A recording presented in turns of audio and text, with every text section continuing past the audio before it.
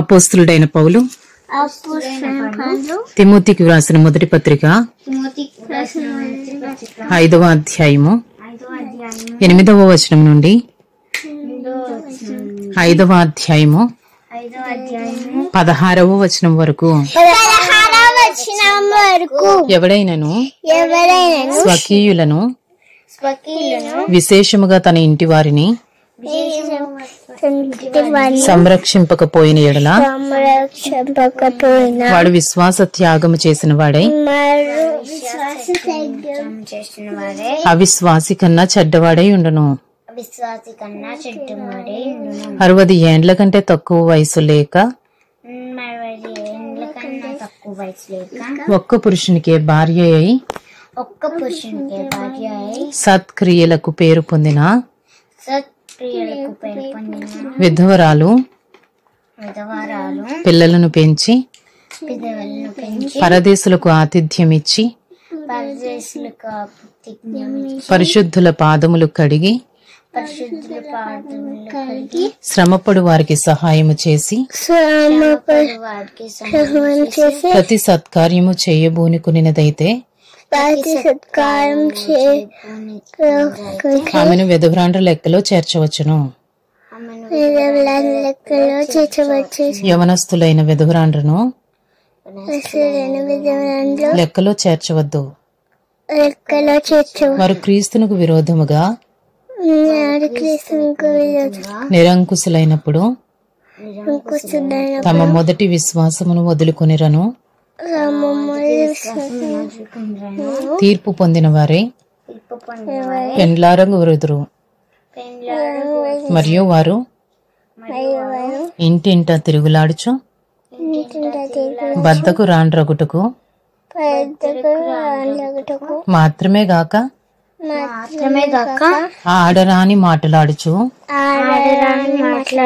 వదరుబోతులను పరుల జోలికి పోవువారు నగుటకును నేర్చుకొందురు. కాబట్టి యవన స్త్రీలు వివాహము చేసుకుని పిల్లలను కని గృహ పరిపాలన జరిగించుచు నిందించుటకు విరోధికి అవకాశం ఇయ్యకుండవలెనని కోరుచున్నాను. ఇంతకు ముందే కొందరు త్రోవ నుండి తొలగిపోయి సాతానును వెంబడించిన వారైరి. విశ్వాసురాలైన ఏ స్త్రీ ఇంటనైనను విధవరాండ్రుండిన ఎడల సంఘము నిజముగా అనాథులైన విధవరాండ్రకు సహాయము చేయుటకై దాని మీద భారము లేకుండా ఆమెయే వీరికి సహాయము చేయవలెను. First Timothy Chapter 5 8 to 16. But if anyone does not provide for his relatives and especially for members of his household, he has denied the faith and is worse than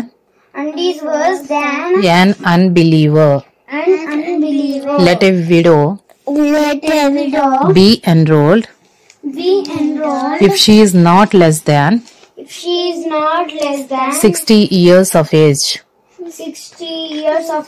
having been the wife of one husband, and having a reputation for good works. If she has brought up children, has shown hospitality, has washed the feet of the saints, has cared for the afflicted, and has devoted herself to every good work, but refuse to enroll younger widows, for when their passions draw them away from Christ, they desire to marry, and so incur condemnation for having abandoned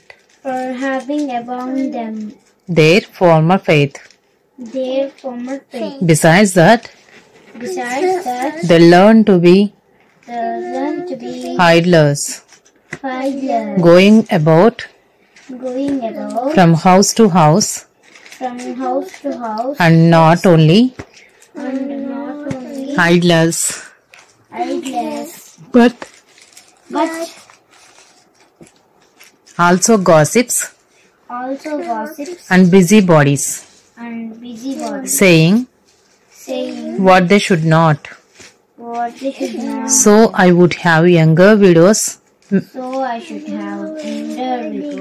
marry, bear children, manage their households, and give the adversary no occasion for slander.